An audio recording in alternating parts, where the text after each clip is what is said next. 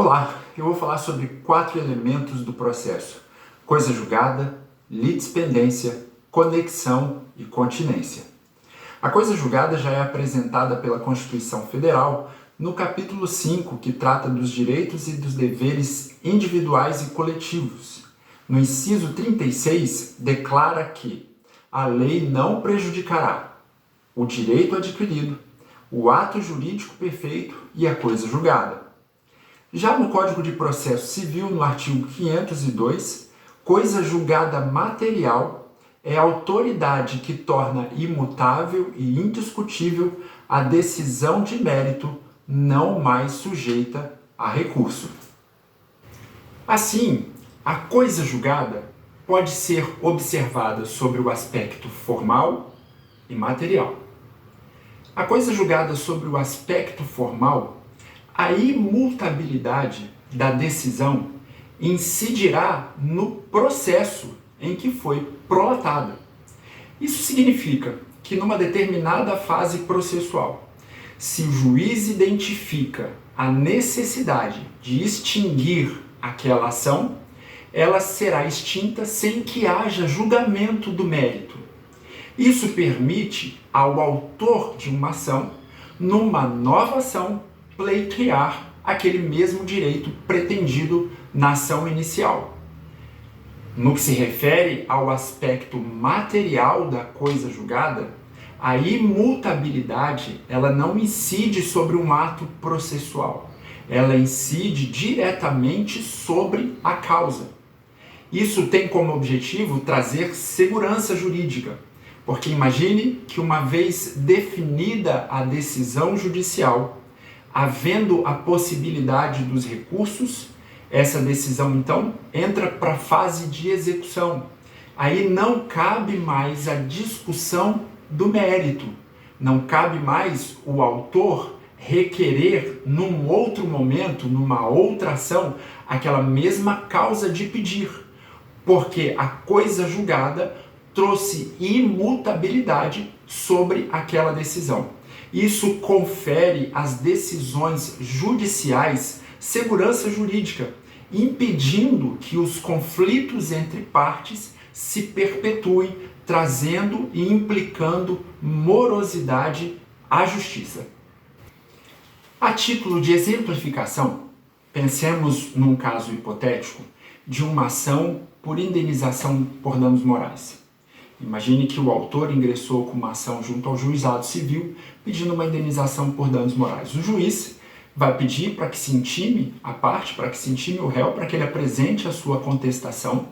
Serão obedecidos todos os prazos, inclusive o prazo de apelação, e o réu nada faz nesse sentido.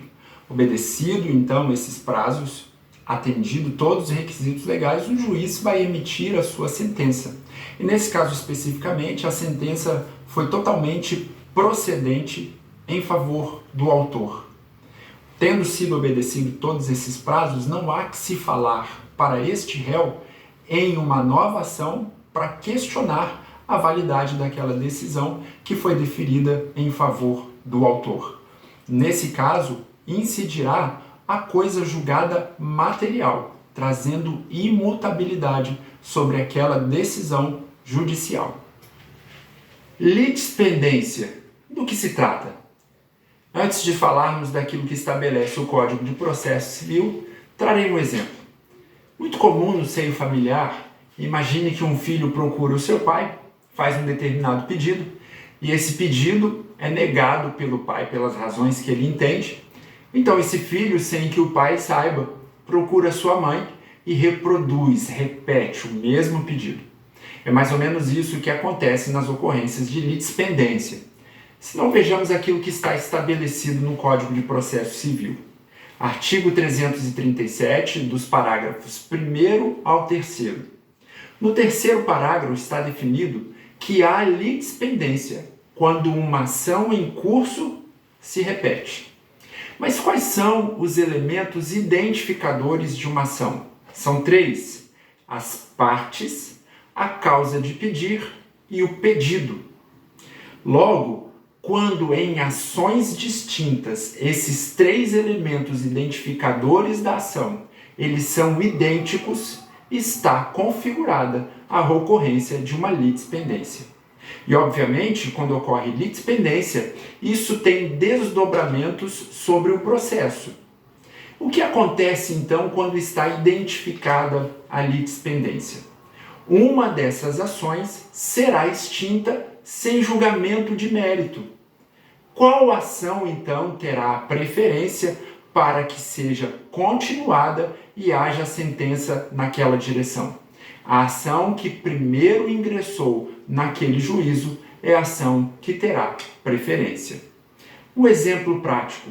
Imagine que após a separação de um casal, o pai, cônscio dos seus deveres com seus filhos, procura uma vara de família para ingressar então com assistência devida aos seus filhos de pensão alimentícia. A mãe, não sabendo da atitude do pai, procura uma outra vara de família e faz um pedido de pensão alimentícia. Ora, nesse caso hipotético, essa mãe que entrou depois com uma ação de pensão alimentícia, ela terá a sua ação extinta sem o julgamento do mérito, porque o pai entrou com a mesma ação, com a mesma causa de pedir e com o mesmo pedido anterior a essa mãe. É assim, então, que se processam as situações de litispendência diante da justiça. Um outro fenômeno observado no processo é a conexão. Ele está disciplinado no Código de Processo Civil, artigos 54 e 55. E lá está definido no artigo 54 que a competência relativa poderá modificar-se pela conexão. Mas o que vem a ser conexão? E por que ela tem o poder de mudar a competência relativa de julgamento para uma determinada ação? Primeiro, vejamos o conceito estabelecido de conexão previsto no CPC, no artigo 55.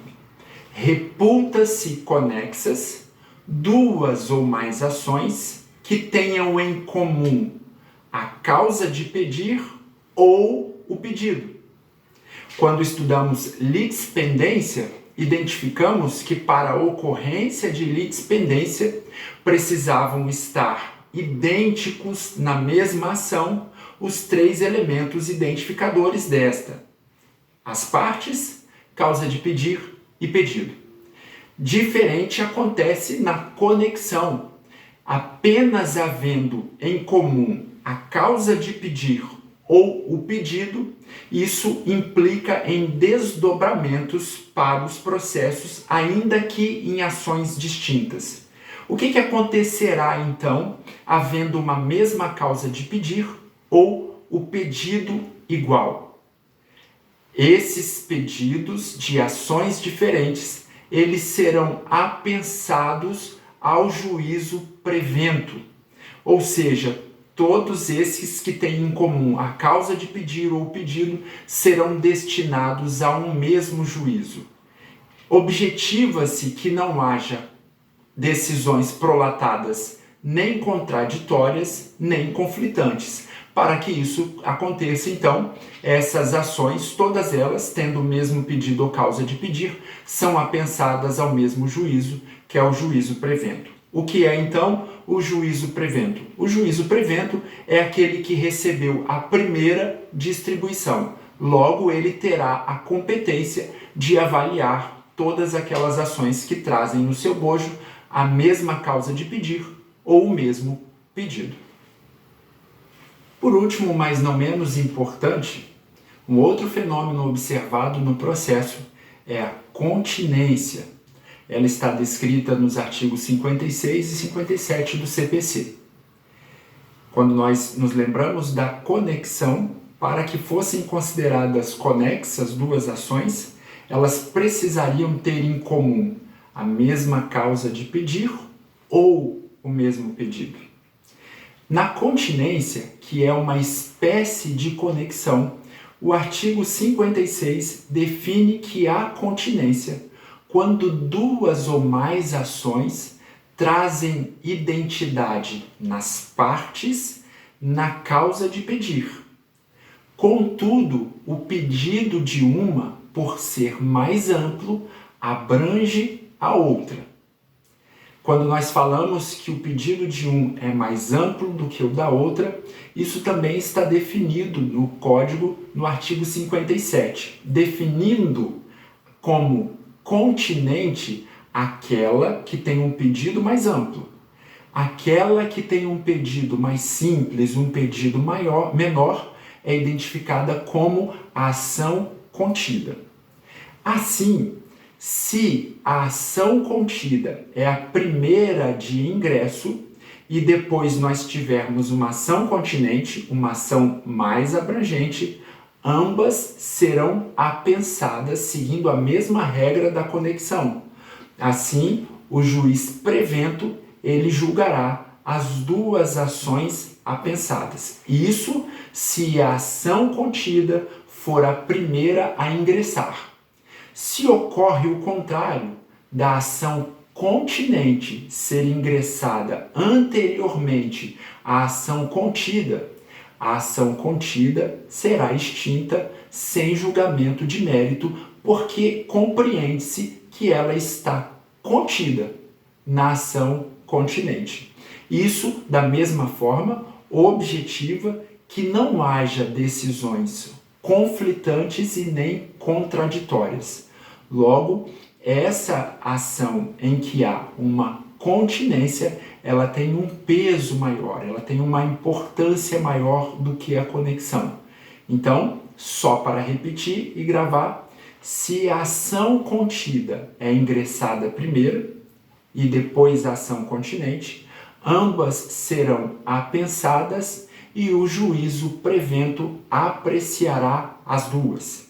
Ocorrendo o contrário, se a ação continente for aquela que ingressa primeiro, a ação contida, por ser menor, ela será extinta sem julgamento de mérito, porque ela está compreendida na ação maior. Exemplificando então uma ação continente e uma ação contida, imaginemos um processo em que se questiona uma determinada cláusula, pedindo o cancelamento de uma determinada cláusula. E para este mesmo contrato, uma outra parte entra pedindo o cancelamento de todo o contrato. Veja que aquele que pede o cancelamento de todo o contrato está numa ação cujo bojo dessa é maior, ele é mais amplo. Logo, aquele que pede apenas o cancelamento de uma cláusula do contrato, o seu pedido está compreendido na avaliação do cancelamento de todo o contrato. Assim, nós teríamos um exemplo de uma ação continente e de uma ação contida, onde o pedido da resolução de apenas uma cláusula estaria compreendido, estaria contido dentro daquele pedido que observa o cancelamento de todo um contrato. Um exemplo claro de ação continente e ação contida.